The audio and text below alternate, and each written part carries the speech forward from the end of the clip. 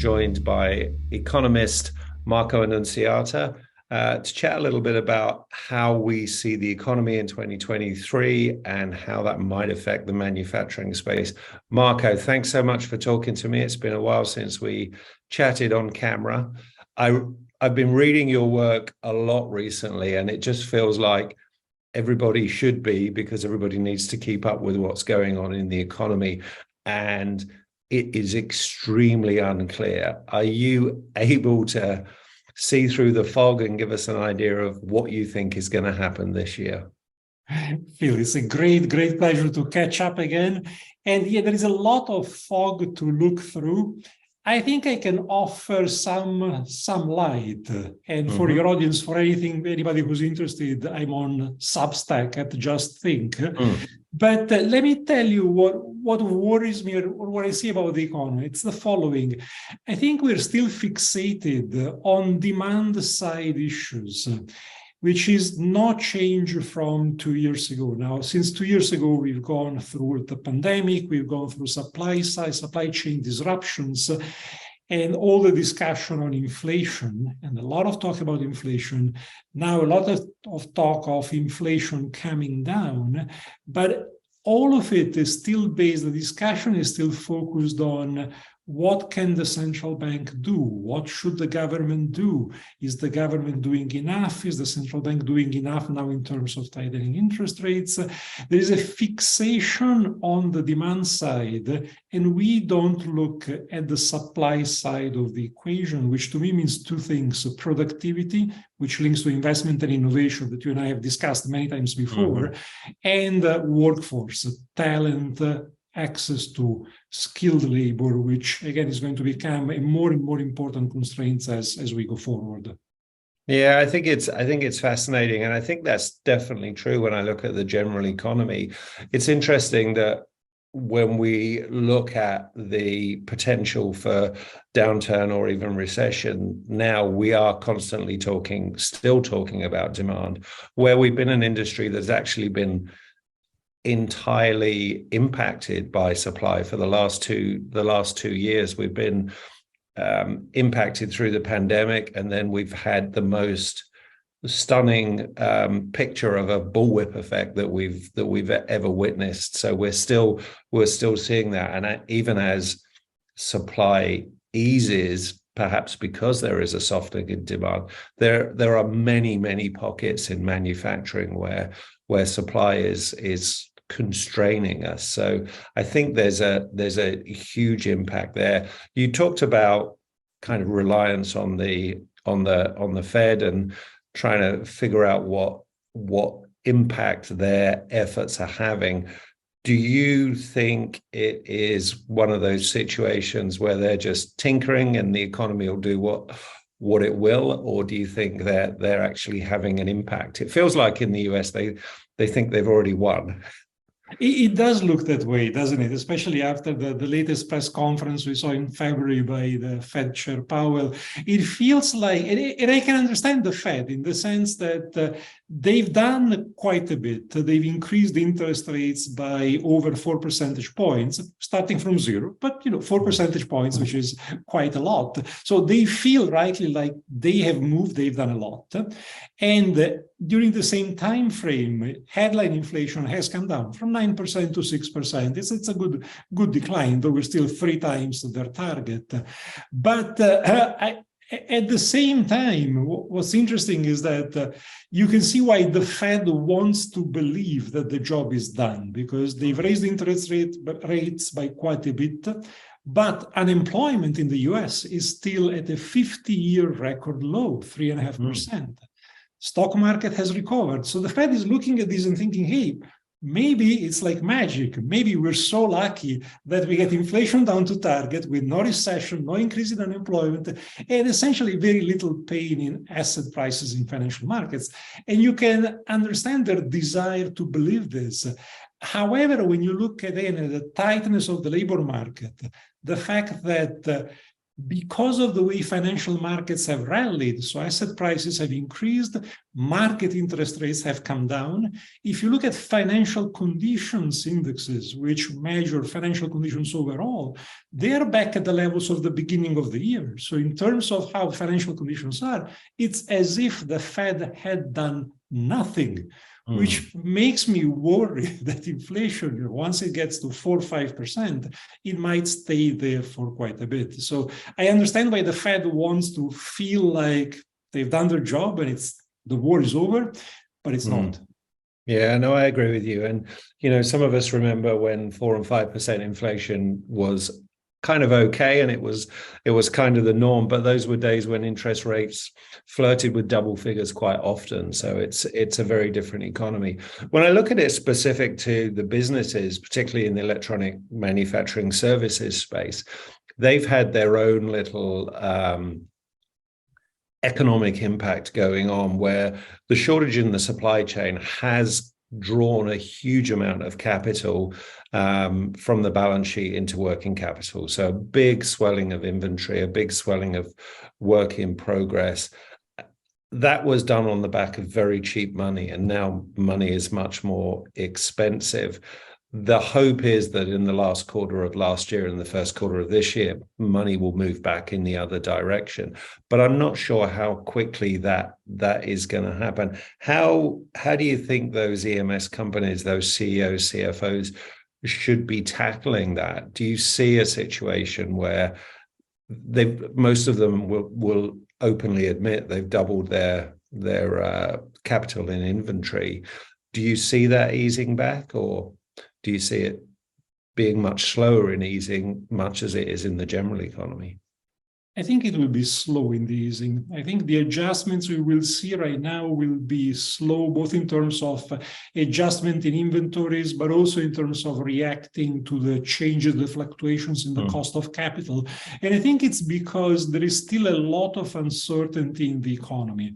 There is uncertainty as to what will happen to inflation. Therefore, there is uncertainty as to what we will see happening to demand conditions and what we'll see happening to the cost of capital. So I would expect the EMS CEOs to move very cautiously, to adjust, but adjust gradually and slowly, and to focus increasingly on anything they can do to increase productivity through innovation, right? And this takes us back to the first point you raised, Phil, which is the difference between putting the emphasis on demand and the emphasis on supply. And the last point you made on the cost of capital and the role that cheap capital has played over the last several years. And it's interesting, one of the pieces I wrote recently was about this famous MIT economist, Olivier Blanchard, who has brought back to the fore this idea of secular stagnation, which is a fancy idea dreamt up by economists back in the 1920s and 30s, and then revived more recently. But essentially, it says that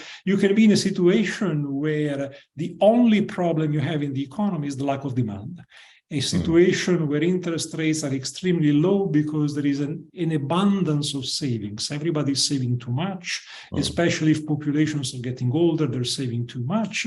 And so the only problem is how do you stimulate demand in a situation where people are not consuming and they will always save more and more and more. And it's that mentality that has brought us to an enormous buildup of debt at the government level, but also to some extent in the corporate sector over the last 10 years, given the low cost of capital. And now you see how misguided these ideas are. First of all, in terms of the abundance and the cost of capital going forward. Right? And I think this is very important for EMS CEOs and CEOs beyond the EMS industry, because think again of what this secular stagnation theory supposes, which is that as populations get older, people know that they need to save more for retirement, and therefore they save more and more. It sounds reasonable, except for the fact that you also have more older people and they don't work, so they don't save. But I just ask myself, is it happening, right? You and I know we have countries like Italy where the population has been getting older for many, many years. Yeah. Japan is the same. So I went to see the data.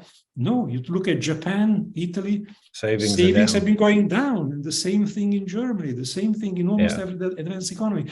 And if you move that forward, that means that companies in the EMS industry and beyond need to take into account that the cost of capital will likely be higher. The availability of capital will likely be more difficult to get. And therefore, the investment will need to be a lot more focused and targeted to generating as much of productivity improvement as possible. Yeah, and I think that's really interesting, and it's kind of a reality check. When I look at the private equity market, venture capital market, it's been very free with cash because cash has been very cheap, and it's almost like they just flick a switch and they go from abundance to extreme caution overnight. So I think that's a really curious situation. When I look at the EMS industry, I had a bumper year in 2022. I spoke to a few CEOs in the last quarter and talked about softening demand. Not that many have seen it. Obviously, if they are seeing it, it's in very consumer-driven segments rather than any industrial segments, or certainly not in military aero kind of segments. So it's very segmented. But one of them talked to me about this perfect scenario, and I'll explain this scenario to you because I think it's really interesting. The idea that demand softens, the supply chain improves, he gets to fulfill all his backlog. He's got enough backlog in his order books that if demand is lower in 23 than 22, he'll still have a modest increase in turnover, and he will have a much more focused business by the end of 2023 when the market lifts up again. Now, obviously, he's looked at what is the ideal situation, but I think it's a really interesting scenario that they feel that these backlogs, they give them confidence, but it also feels like something that many believe will see them through any potential downturn. My worry is that some of those backlogs are people placing orders because where they used to do projections, they now have to do purchase orders because otherwise they can't book the components and they can't book the spots. So there's that concern. And then the other concern is there a dangerous inventory overhang where they've paid 2-3x for inventory they couldn't get, and maybe that inventory is going to struggle to find its way into product because of either redundancy or because there's much cheaper inventory in the market. How do you see that inventory challenge playing out as that kind of bullwhip comes to the end? I think the dream scenario you kind of described, and I've also heard it from other people in related industries, I think it has a decent chance of playing out because, partly because of what you were saying, that is, the backlog of orders to some extent is real. To some extent, as you were saying, it's because people need to order. They can't just make projections and place orders otherwise. But the other thing we're seeing is that the slowdown in demand so far is very gradual. So we're not seeing any collapse in the economy in the US or in Europe. Europe, in fact, the latest growth data have been better than expected. So far, this scenario where the softening of the economy is gradual. So if you're in an EMS company, demand is a bit softer, but the backlog of orders still materializes, and so it carries you through. I think that has a good chance of coming through.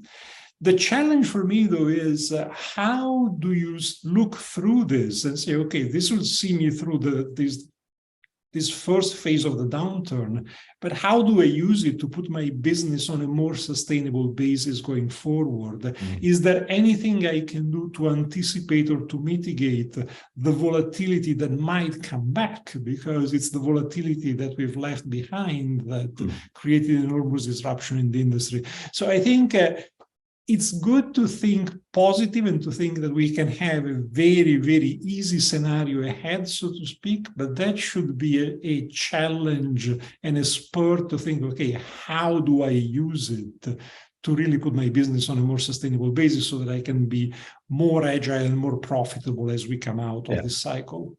Yeah, you used exactly the right two words there, agile and sustainable. And I think that's what a lot of CEOs are looking at, and looking at what investments are they going to make this year to make them more agile and sustainable. Meanwhile, there's geopolitical impact. There's a trend to perhaps shorter supply chains, which results in some reshoring. And there's a real concern that the brakes might be put on reshoring through talent problems. So we've seen some really strange hiring and firing in the last 6 months, particularly in Silicon Valley. So redundancies of a lot of 20 and 30 somethings on 6-figure salaries, that expect to have a kombucha bar and really good cappuccino and a foosball table wherever they work. Those 12,000 people that Google let go, the X thousand people that Twitter let go, are they going to find their way into other industries, or are there other software companies that are going to pick them up?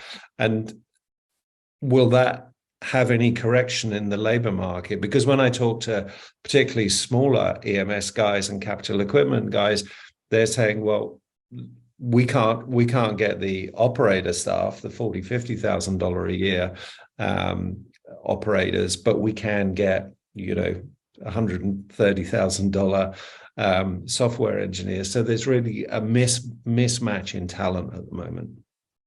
I think you raise a very interesting point, and I think it's something that will lead to some rebalancing, some adjustment. Let's think, first of all, what this contraction in some of the most famed tech companies in Silicon Valley is telling us. I think it's telling us that, and I'm saying this, my perspective. I come from the digital industrial perspective, so I'm very biased towards digital technologies that are actually useful within an industrial manufacturing context. So my view is that we have finally realized that the companies like Google, like Facebook, Twitter, we've looked at them, we talked about them as tech companies. They are essentially media and advertising companies and little else. And they have the business model of a media company.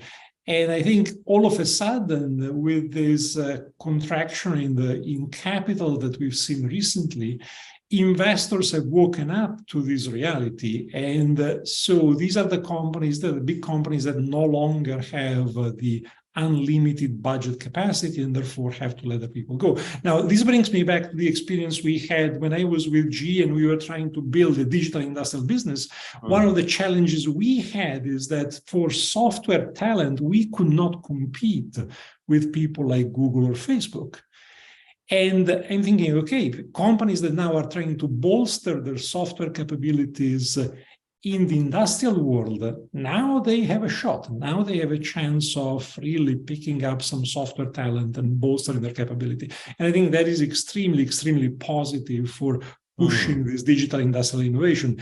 What it will not do is the other point you were making, which is it will not help companies find the qualified skilled labor that they need for the classic manufacturing $50,000 a year position. And that is a bigger problem that unfortunately has been brewing for quite a while, and that companies still struggle to address this labor, this talent shortage, this skills gap. And it's something that eventually will be fixed with some adjustments in the education system, letting young people know that there are some fantastic job opportunities in these sectors, and giving them the right skills, and combining it with some more technological tools that can help workers learn more quickly on the job and can automate parts of the jobs. So it's going to be a combination of innovation on the work floor and innovation in the classroom that I think will help fix that part of the gap. Yeah, it's really interesting, Marco. And I think what we were talking about earlier, before we got on camera, the whole ChatGPT thing and the whole idea of AI co-piloting in certain roles in manufacturing, in new product introduction, in design, and all those kind of things, will make some of those jobs more interesting and perhaps change that dynamic a bit. And it'll be interesting to see how that plays out in the labor market. I think challenging times ahead, but I agree with you when I look at manufacturing, the impact of some reshoring, the growth of electronics in more and more products, particularly in automotive, bodes well for the electronic manufacturing sector. And if they do see a challenging year, I see it as being, drawing back from the double-digit growth they had in 2022 to something that's maybe low single-digit or flat. And I think most EMS CEOs and CFOs would be happy with that in 23. Yeah, I think so. I think that is a realistic target. Yeah, I think there's that